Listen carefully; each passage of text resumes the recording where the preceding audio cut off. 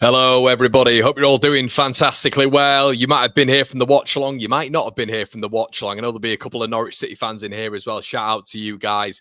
We're back here, Leeds United, drawing away at Carrow Road. Before we start off this video, everybody, you know who we're sponsored by, IPM. We're also sponsored by Football Prizes, and we've got another one coming as well. Keep it in the Leeds United community. For all the details, hit the links in the description below. All available in the description.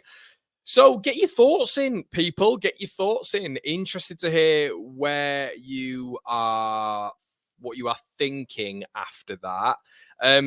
Now, the thumbnail is, it says that, it was 1-1. It was actually pre-made for me, this one, the thumbnail, and it was 1-1. And the guy had said to me, he said, look, I've loaded you some thumbnails. And I looked at the 1-1 one, and he's a Leeds fan himself.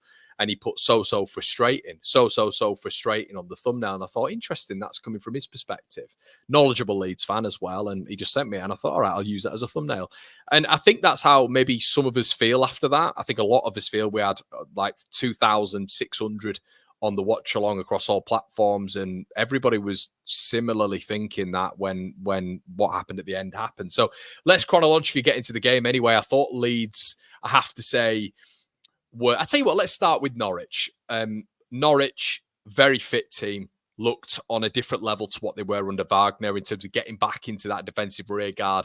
But those transitional moments as well, they looked dangerous. I felt they lacked quite a bit of quality. Maybe where a Gabi Sarr or a Johnny Rowe would have helped them out in those transitional moments going forward, but they were fit, very, very fit under the new boss. And it seemed very, very different attitude, mentality-wise to what they were under the previous manager. And it was probably the most sort of rigorous Norwich side I've seen in a while, to be honest. So that was something to contend against. I'd only seen Norwich a couple of times, but they've won 3 out of 4 games as well. Carrow Road's going to be a difficult place to go this season. I don't think many teams will go there and win. They've got a good manager, they've got a good setup, they've got a good system down there, and they'll have 25,000+ there every week when they're playing at home. So it's going to be a tough place for most teams to go. What I would say is Leeds got into it, and obviously we didn't see Ampadu on the pitch. Gruev was taken off, which is a concern. Obviously, that defensive rear guard. We were lucky enough to know that Tanaka can sort of fill that role a little bit, but not really in the same combative way, more in a tempo dictator way, which I feel like I'm more than happy with when it's come to Tanaka again. Another silky, solid performance from him, never giving the ball away, never panicking when he was pressured. Now, what Norwich were doing very early on is they were pressing, and they managed to keep it up, I'd say, for a good 65 minutes, which is credit to Norwich. They're doing that against many other teams. They're just going to submit them, and basically they're going to turn the ball over in the opposition half. It's kind of what I wish Leeds were doing in terms of a really aggressive press, because I feel like we've got the quality in the final third to recover the ball in the final third and punish teams. However, we don't do that, but that's fine. I still think we can hurt teams in other ways under Daniel Farke.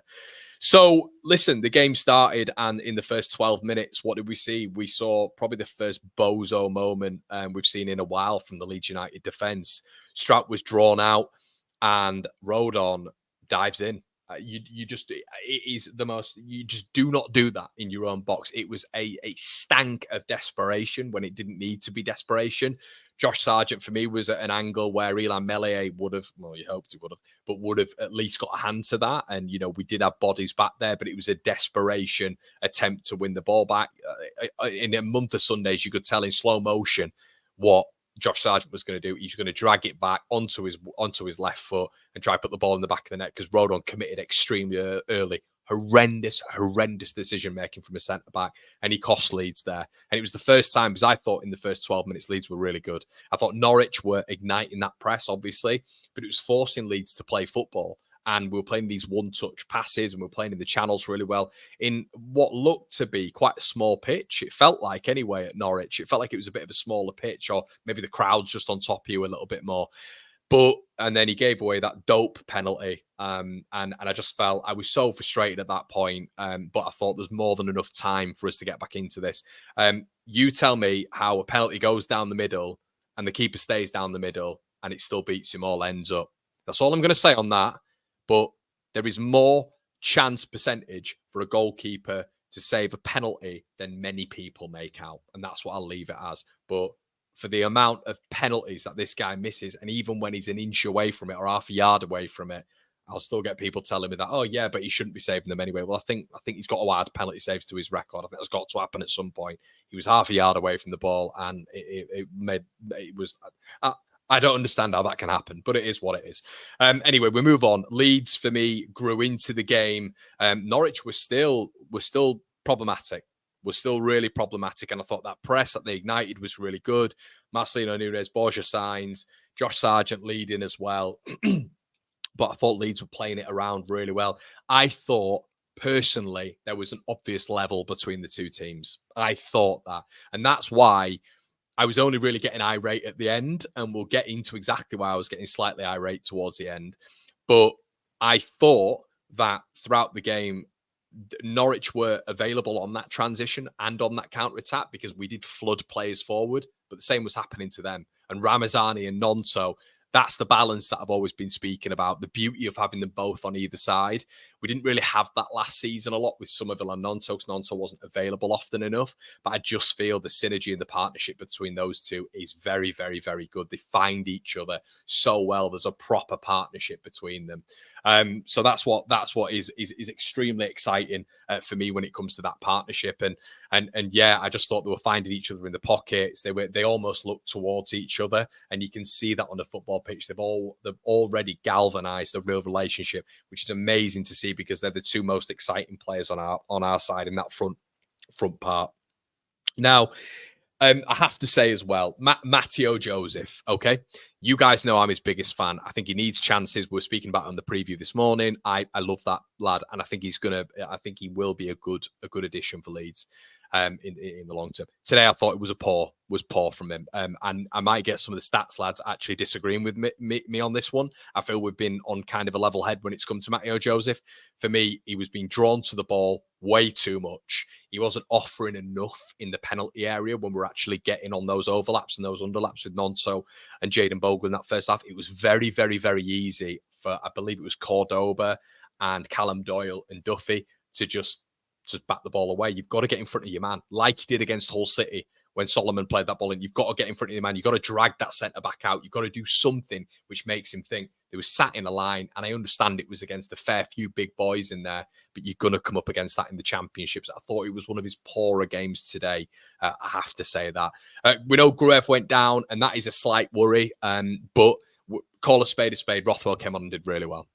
Came on and did really, really well. I thought he was finding the spaces really well, wanted the ball, was direct, was trying to play those balls through the lines. He'd lose some, but look, we were talking about one of the greatest players Leeds United have ever seen in Pablo Hernandez, being that risky player, constantly wanting to go forward, being, not being risk averse, being risky. And I feel anytime, to be fair to him, Rothwell gets the ball, he's a risky footballer, and I like that. It helps when you've got protection behind you in the likes of Ampadu and in the likes of Gruev, but Tanaka does hold that shape quite nicely. He does hold that shape quite nicely. What I will say is when they were hitting us in transition, they seem to both come up together. That's a problem. That's a big, big problem because, to be fair, what you have established with Ampadu and Gruev so far this season is Gruev's evidently the one who's going forward. Ampadu will stay behind a little bit.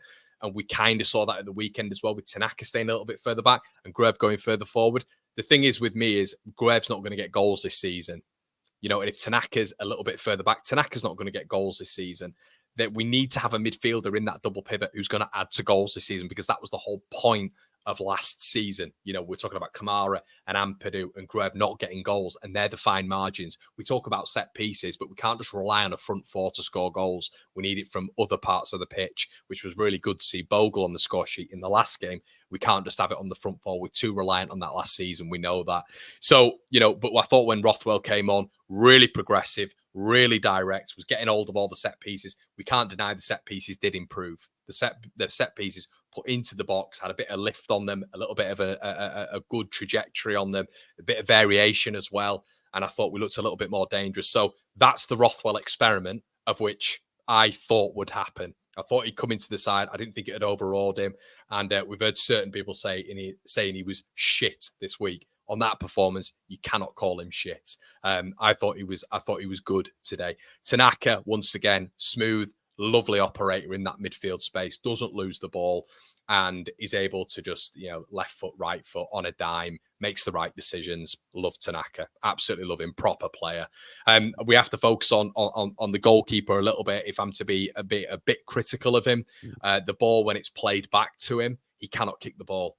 The ball has to be stationary from a goal kick for him to be able to kick it. And I think sometimes we are susceptible to problems when the ball goes back to him from a centre back, from a centre midfielder, and he just slices it up in the air. And there was 2 or 3 occasions of which I was nearly on the edge of my seats because it turned into a Norwich counter attack.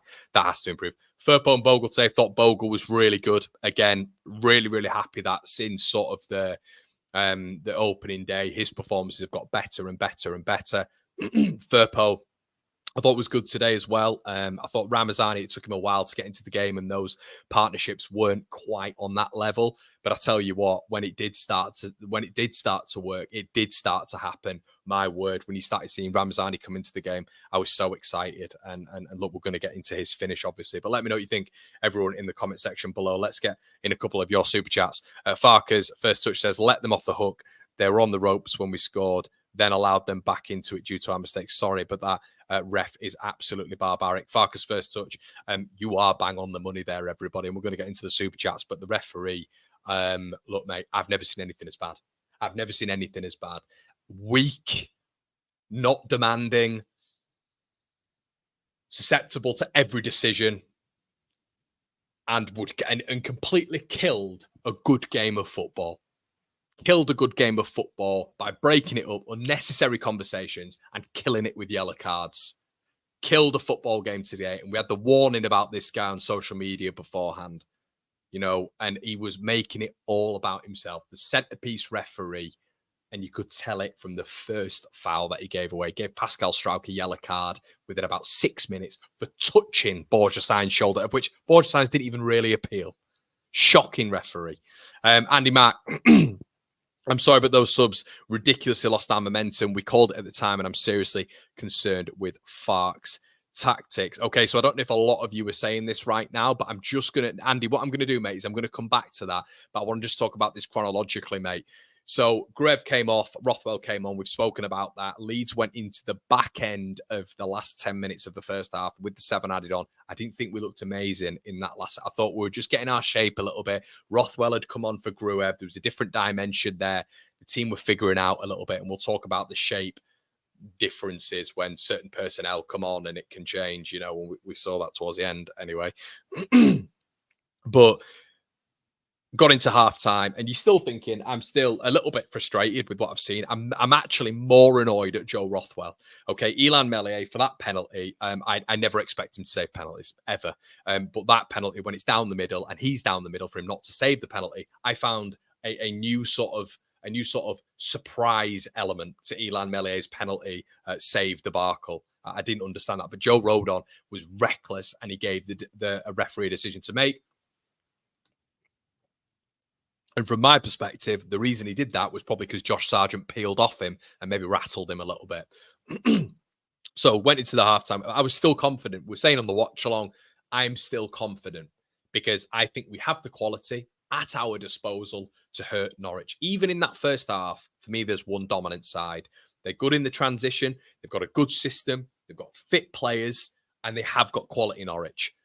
But for me, we were still a level ahead. Okay. And it was all about stepping on the neck as soon as we got the first goal, which we're going to get into. So obviously what Andy was talking about here in his super chat, and we'll get into your super chats, everybody, but I'm sorry, but those subs killed our momentum. What Andy's talking about there is obviously Leeds getting to the second half. I felt we were really growing into it. From around about, I felt the 60th minute to the 75th minute, there was one team who was going to win that. They were completely camped in their half. Rothwell had just had a decent shot on the edge of the box. Ramazani was growing into the game. Everyone was saying it on the watch-along. Growing into the game. Lovely little pockets of play. And I have to say this, because this guy will be criticised. It feels like, we can, as a fan base, we're not going to overreact on this. We're not going to overreact here. But when you're on this channel, you can be critical. You can. And we can give the manager all the flowers that we have done, which we have done on this channel. But there is a grey area. It's not just black and white. Okay? I feel, now look, let me contextualize this. The overall result, is it a problem? No. This was my issue with West Bromwich Albion. And right now you look at it, West Bromwich Albion game, and you think, that's a decent point. It's not a bad point. But obviously they've dropped points since then, and maybe the ideology of that will change a little bit. Oh, we could have got something there. It's what happens in football. The West Bromwich Albion game, I was coming on here and saying, do you know what? We could have won that game. Because I didn't think they were that good. Like Norwich tonight, I actually thought Norwich were more impressive than what West Bromwich Albion were. More of a system, looked a little bit more quality. They looked nippier, they looked fitter. I actually thought they were more impressive. West Bromwich Albion, I thought we could have won that game. I really did, but there was no intention to win the game. It was all about going there and getting a point. That was and that frustrated me because my expectation is we can go there and we can win. You know, these teams who win divisions, you know, over the years, your Leicesters, your Newcastles, whatever, your Burnleys, even your Leedses, you go to these teams and you win. Yeah. And I felt we could have done that against West Bromwich Albion. That's why I was left frustrated. But the context applied was that we got a point there. Okay. Now, the context is going to be applied to this game that we got a point, but that is very, very dependent on what happens against Sunderland. Very dependent on what happens against Sunderland. So that's the context for this game. But for me, if we'd have won this game tonight, yeah, and even if we'd have lost against Sunderland, I can't go back on what I said. 3 points out of 6, I wouldn't have been unhappy with. Now, what I would be unhappy with is 1 point out of 6. And that's the context for me. And let me tell you why I'm thinking that right now. Ramazani and Nonto in that game from the 60th minute to the 75th minute, 76th minute, I think, is when Ramazani got taken off. 81st is when he took Nonto off.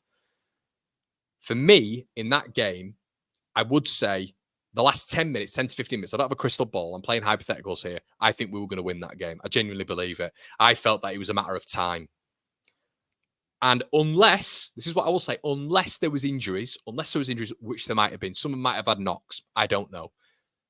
But unless there was injuries, that decision cost us the win.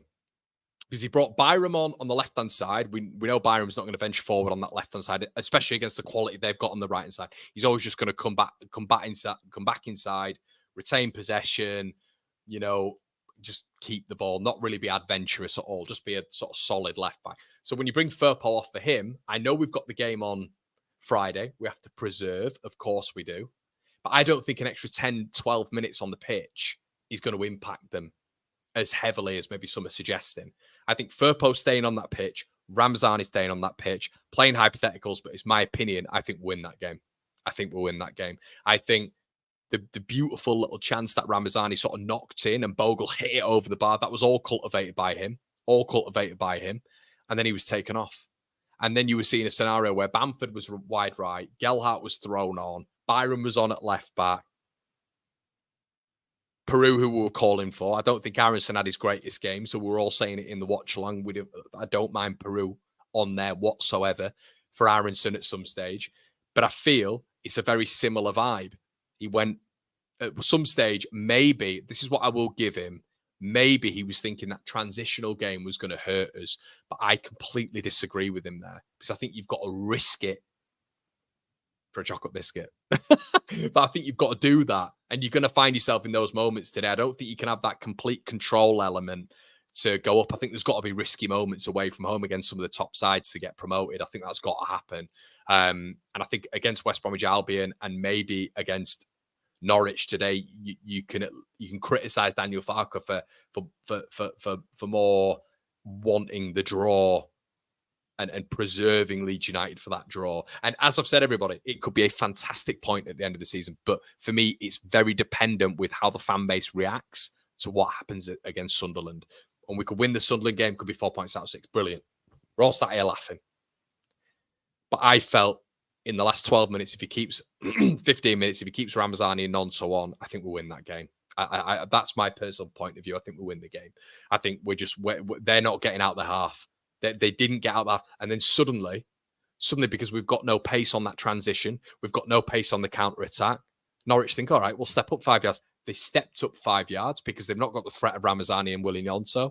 And suddenly, toward the end, there was only one team that was going to win it. Leeds weren't offering anything. And we were having to sort of be compact and drag out that result, that draw. But I felt the game was there to be won. And maybe that's my standard, being too ambitious. Maybe in those scenarios, I need to be thinking I need to be a bit more conservative here. But I think we had more than enough on that pitch to win the game. More than enough.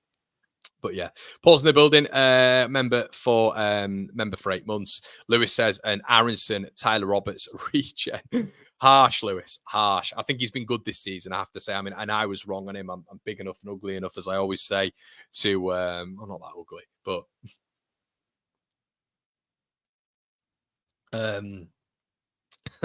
big enough and ugly enough to say that I got it wrong with him. But as I say, I do like the scope of maybe 10 to 15 games to make and a bit of an assessment on Brendan Aronson after the experience we've had with him. But overall, he's been really good. Today was a poor game, and I felt like he was trying too much. He's trying too much. And when he's been in this flow state this season, he's been really good. But he was trying too much. There was a really good moment where he turned one of their men, probably the best moment. McLean turned him on a dime, ran into that central space. And what I've said all this season, everybody, all you OGs, that weight of pass has been improved, and he got the weight of pass wrong. And Nonso was in. He was in. And I was gutted. Boy in the bandana, shout out to you again, buddy. Always a big supporter of the channel. Poor in-game management again. What are those subs? Bring on the two most immobile players and take our best player off.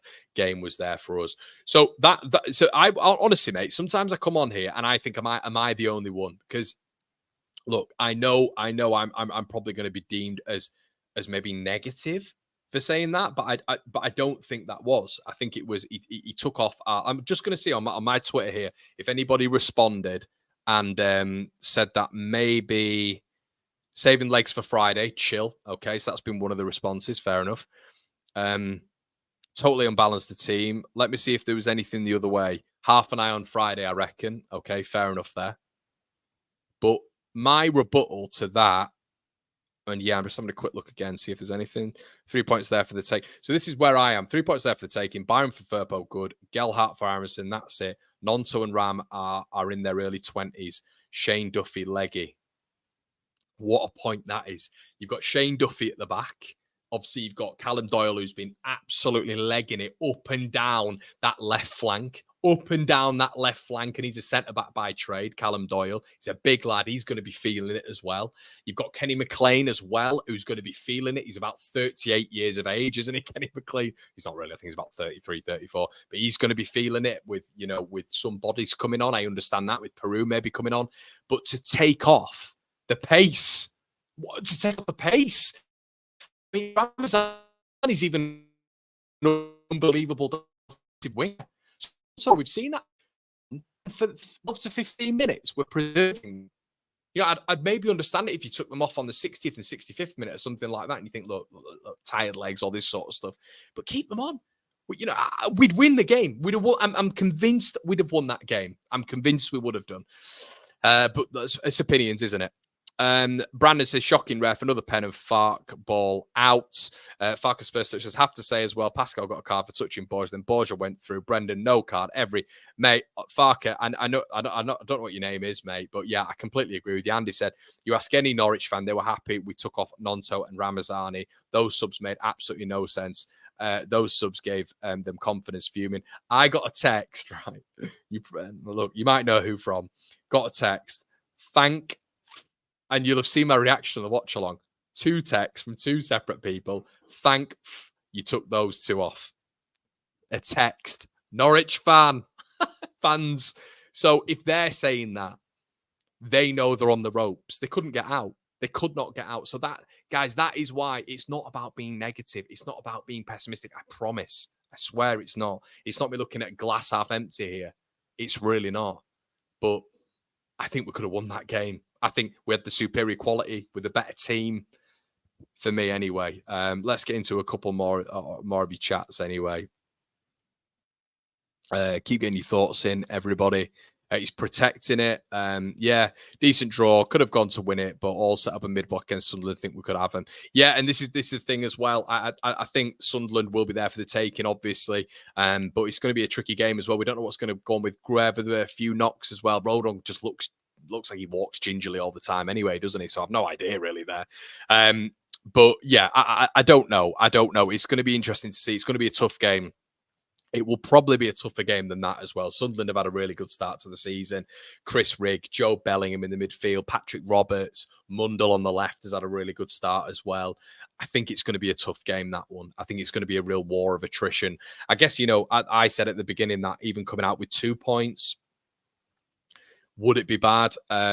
Maybe not. If you get 2 draws, you keep on trucking, don't you? You keep on moving. I think 1 point out of 6 again, and then you look at don't know, your top challengers maybe in this division. I think Norwich will be up there after that performance, to be honest with you. I think they're going to grow, and you always know Norwich were crap last season and they ended up in the top 6 in a better league. So Norwich are going to always be there or thereabouts. Sunderland, I think they will be as well. West Brom, with Carlos, they're going to be there or thereabouts, aren't they? And Burnley are as well. I have to say, I'd be disappointed if we came out of Norwich and Sunderland, West Brom and Burnley with 2 points. I would be disappointed because I think they're going to be in and around us this season. And the beautiful thing about what we have done this season is we've really upped our percentages against the bottom sides, which we were struggling with last season when you look at Huddersfield, Birmingham, Rotherham. I don't want us to slip on playing up against the top sides and getting the sort of brilliant results that we did last season as well, aside from Southampton. But keep getting your thoughts in, everybody. Really, just see Connor, the eye test. Subs dropped the performance through the last 20. I thought we created enough to win, says Shez. I think the thing is, Shez, as soon as they were taken off, buddy, I think that was the problem. Brandon says, shout out to you, buddy. Our run is disgusting, mate. Wow, then it's okay. Yeah, mate, it's not. I mean, to be fair, you've got Norwich out the way, which is always going to be a bit of a tricky one at Carrow Road. As I said, I did think we'd win tonight. The context is right now, on Tuesday, the 1st of October, context right now, it's a good result. It's a good result. It could have been a very good result, in my opinion, and 100% it could have been a very good result. And I know a lot of you were thinking the exact same, because every person was saying the same on the Watchalong, and it feels like Norwich fans are saying the same thing. Twitter, believe it or not, is saying the same thing. And guys, I'm going to say that to you again. 15 minutes, you can't save legs for 15 minutes. Norwich have got another game on Saturday. They'll have another game. I know it's another day's rest, but they've got Shane Duffy in there. Obviously McLean in there. They've got a couple of old boys in there. They'll have been feeling the heat on around 65 minutes in that game. And I reckon they'll have looked over when they saw those subs board and Pat Bamford. I mean, look, we're not going to get into that, but come on. Pat Bamford and Byram are coming on and all this sort of stuff. They'd have thought, thank God for that. And Ramazani and Nonto, you just know they would have done. But I understand maybe that we're saving our legs, but it's just the time, like an extra 10, 15. Come on, let's just go win the game. It's ambition, isn't it? 2 points drop, says Anthony. Yeah. Worst case scenario, Grove's long term. Does your top 2 expectation change? No, it don't, right? No. We have to be honest. Was Rothwell bad then? Was he bad? And look, Norwich are going to be one of the top teams we play there. It's going to be that's top 5 difficult grounds to go to as well. It's a tough place to go to, Carrow Road. I know we've had a good record down there, but context of Carrow Road, it's a nightmare to go. It's a horrible place to get to.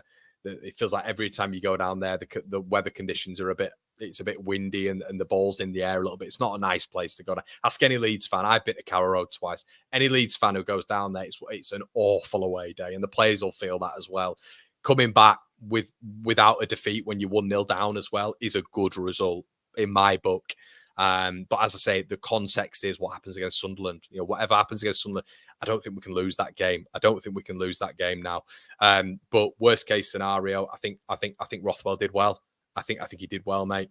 I was really impressed with him, and as I say, I feel maybe a little bit vindicated for that because I stuck by him a little bit, and people were taking the mick a little bit. I have to say, I was getting a lot of grief. He sticks by his man Rothwell, and it's almost like I feel like it's almost been like Rothwell's not been a Leeds player. Honestly, I feel like that. I've gone to bat for him, and I feel like Rothwell's this, Rothwell that. He's a Leeds player. He's a Leeds United player. He might be on loan, but he's still a Leeds player. Solomon's not a Leeds player, but he's not getting half the flack that Rothwell has, and Rothwell's barely been on the pitch. Neither's Solomon, but Solomon's still getting more praise than what Rothwell's getting. I thought Rothwell came on and really did okay. I thought he really did well. Playing those forward direct passes was a threat. I thought, got a decent shot off on goal. I don't think there was a problem there whatsoever. So yeah, maybe, mate, if you're looking at a Rothwell and you're looking at a Tanaka in there, maybe there's a nice balance to be, but then you look and maybe can you put Charlie Crew in there as well? We know he's a 6. Has he got that defensive nous about him? We know he's a lovely passer. We know he's a lovely dictator of play. Probably like a little bit Tanaka in that respect, but has he got that defensive nous that we need? It might be a January market job, mate. It might be a January. We definitely need to strengthen in January, I think, but we'll have to wait and see.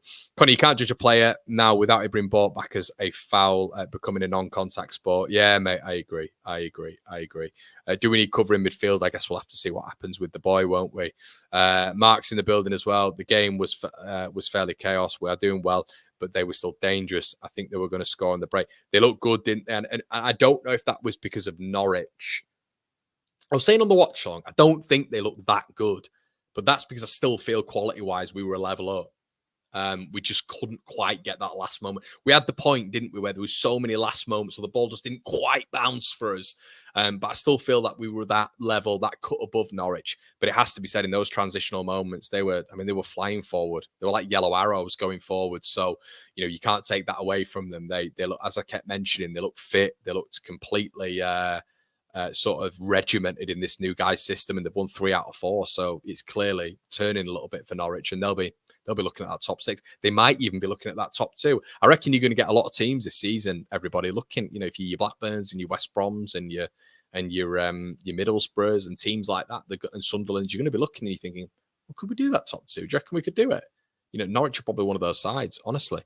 So yeah, Rothwell is a positive. I think. Rai says, just thought having one eye on Sunderland was arrogant. I think I don't know if it was arrogant, right? I think he's just made a really bad decision. I think he's judged it wrong. And I think because in his mind, the standard is to get a point. In all our minds, we thought the win was there. If we were up against it and we were getting battered, right? Here's the context. I found it. If we're getting battered and it's 1-1 and you're thinking, my word here, look, get Bamford on, hold the ball up, drag the ball in. Joseph's looking a little bit leggy. The wingers aren't doing it a little bit. They're isolated out the game, and the trickery really isn't helping us here. We need to be compact, get Byram on, let's compact. I get that. But we didn't really change in terms of like the structure. We weren't more compact or anything like that. That didn't happen. We just dropped 5 yards. We had nothing on the counter-attack. And then they just started coming forward. There wasn't really a mass amount of threat, but we took off anything that would have hurt them. Obviously, I wanted Perot on for Aronson, but Aronson shouldn't have survived that game. He wasn't good enough in that game, but he survived. And then you bring your 2 best players off because he's going to want Aronson fit for Sunderland as well. So why not just take Aronson off? Because he's not playing well either. Why take the 2 players off who are playing well and bring Bamford on? Why? The Perot thing I advocated for Aronson. But I thought that would have been a smarter sub and just keep the threat that you have on, And they were defensively putting the work in. They were still putting the yards in. So that is my big criticism, and that's what I understand. Burnley and Chef creeping, player ratings. Let's have a quick look at the table, mate, shall we? Because I know a lot of you guys will enjoy looking at that. Let's have a quick little gander at it now. So, little gander at the table. So Leeds, obviously, we actually go up to 4th, which is good. Minutes played, we're still 2 points off the top as well, which is good. But we could we have been top tonight? No, we could have been, if we'd have won, could have been there, couldn't we? Second. West Brom dropping out as well, haven't they? They've been in the top 2. Blackburn dropping down as well. You're going to see this a lot. But you're going to get these boys definitely coming up. I think that's Burnley there now, to be honest. I think that's Burnley there now. Let's have a quick look at the matches as well. What do we see tonight? West Brom losing, obviously. Leeds getting the draw. Sunderland beating Derby. Sunderland have got a good record, haven't they, at home? Burnley getting a win. You'd expect them to get that win, though, wouldn't you? You'd expect them to get that win. And then obviously Sheffield have got Swansea tomorrow. But yeah, these games, you forget they've got games in hand, haven't they? Sheffield United. So if Sheffield win that game, we're looking at it. And Sheffield go above Leeds, don't they? So yeah. Which you'd expect them to do, to be honest, against Swansea. But Swansea did beat, I think they won at the weekend, didn't they? But yeah, they are creeping. Well, they're right there now, aren't they? If Sheffield win tomorrow, that -2 that they had at the start of the season is completely eradicated because they go above Leeds, don't they? And that's what I mean with the ambition to win. Just thought there should have been more ambition to win that game. Bryce says, disagree on Aronson. He was busy and caused Norwich problems. Strong off the ball and delivered opportunities in attack. We saw a different match. Yeah, completely different, mate. Yeah, completely different. I didn't think he was, and Liam said it as well. Aronson getting better every game. Yeah, fair lads, fair to my loyal members there as well. Yeah, completely disagree with you both on that one. I thought he was poor tonight. I thought he was really poor tonight. But that's the beauty of football. We'll never fall out over it, fellas. What is it about Bamford that managers like and fans just can't see? Sim, Salabama. I thought Rothwell and Tanaka together would get us and Norwich some goals. Yeah, I thought Rothwell was all right. Rothwell has been given minutes and once up to speed, which is a quick jog. He was pulling strings and always looked to break the lines. Exactly, mate. It's nice to see that there's been a bit of a break in the Rothwell's crap thing, which yeah, I definitely don't agree with on that front. Agreed, to be honest. I think Aronson was pretty. There we go, Evan. There we go. Fair enough. Weird, isn't it? What different? Does everybody else think? Honestly, take out the season that he's had so far. Did everyone else think he had a good game? Was I seeing a different game? Leeds United and Castleford Tigers fans says, "Hey Con, I just turned down the TV and listening to you. If we can't win Norwich, then we go to Sunderland on Friday night with this squad. We should still be winning these teams for promotion." I agree, man. I agree, 100%. Steve Spectator. Aronson missed the sitter and wasted a huge chance playing onto him when we broke. Should have been 2 goals there. Aronson was dreadful tonight. No idea positives anyone's seen from him tonight. Aronson 7 out of 10. Yeah, I didn't. He was our poorest player. Aronson was goodish. He was crap. This is brilliant. This is unbelievable. So this is the thing, everyone. It's so split, isn't it? It's so split. Sujal says he was poor. 4 out of 10. Keith says no, he was poor, and I like him. Aronson will always be a pest, but he's at his best when yeah. Evan says, I think everyone's watching different games. That's it. That's why football's beautiful, isn't it? Cork Island, shout out to you, mate. Win by 2 against Sunderland and we go top. Afraid of injuries, ruining our chances till January. You're right, and that's the way of looking at it, mate. That is the way of looking at it. I think it's they win the game, they win the game coming up, and easy street, isn't it? Easy street, hopefully. But yeah, I think this is where we're going to start seeing the big boys come through. If we beat Sunderland, I think Sunderland will still be there. You've seen that with the start of the season. They've been phenomenal. Been better than us at the start of the season. I think Sunderland will still be there and they'll be pushing. Not almost in Ipswich form, but maybe in Ipswich form. They've had a very good start. A lot of very good young players there. So they've got the blend with Brown and others in that side as well. So yeah, be interesting to see what happens there. But yeah, I think we're gonna see. I think we're going to see the pack maybe split, but Leeds need to be part of that pack, don't they? Well, guys, it's been a pleasure. I've really enjoyed tonight. Please make sure you slap a like on the video. Thank you to all your donations. You can hit the thanks button as well. You guys, a lot of the time, ask me if you can make donations after the stream. Hit the thanks button next to the join button, and you can make donations after the stream is finished. If you'd like to check the Patreon out, make sure you do so. If you'd like to check the articles and you like your journalistic article things for free, really good quality, we've got a team now at One Leeds HQ. If you want to write for us as well, if you're interested in that, if you have a bit of a journalism background, please get in contact, oneleadsfanchannel@gmail.com. Guys, we have your bonus bits on Patreon. Get involved with football prizes, link in the description below. It's been an absolute pleasure. And from me and everybody else here, I will see you on the other side. Thanks for your support. We'll see you in a bit. Cheers.